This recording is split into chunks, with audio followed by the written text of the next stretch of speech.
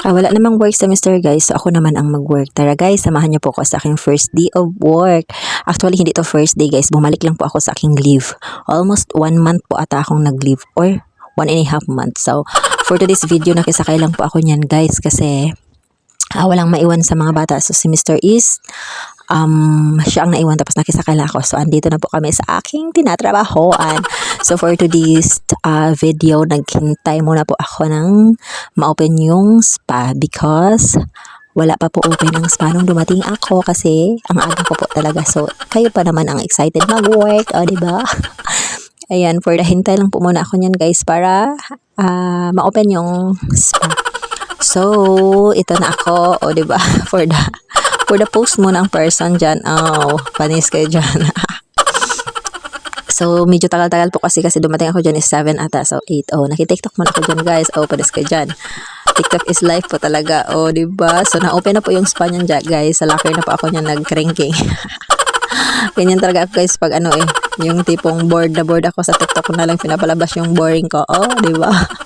So, nasa loob na po ako ng spa niyan guys sa pot area. Sorry po sa mga management na naki-TikTok ako dyan sa pot area nyo pero inayos ko naman yan. So, quick tour lang po sa aming spa guys. This is Kalipay Spa guys. O, diba? Sobrang ganda. Sobrang ambience ng paligid. So, kung gusto nyo mag-relax, magpa-massage, masakit ang inyong kasukasuhan, charis, punta na po kayo dito. So, since morning pa po guys, is wala pang guest kami. So, for the linis-linis lang muna kami dyan kasi nga wala kaming housekeeping pag morning. So, kami lang muna nagtulong-tulong ng FO po pala yung kasama ko dyan naglinis.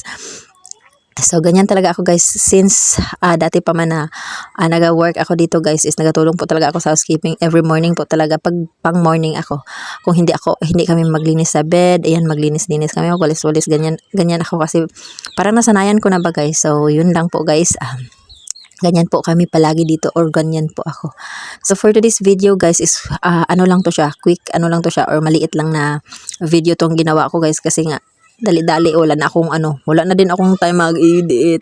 So, thanks God kasi PM chef ako ngayon. Then, napag-isipan ko na mag-edit. Oh, that's it for today's video guys. Thank you for watching. Salamat po sa palagi ninyong support, char. Sikat. And then, please follow or subscribe my YouTube channel, Amsjo channel, and my TikTok, it's Amsjo. That's it. Thank you for watching guys. Bye. See you on my next one.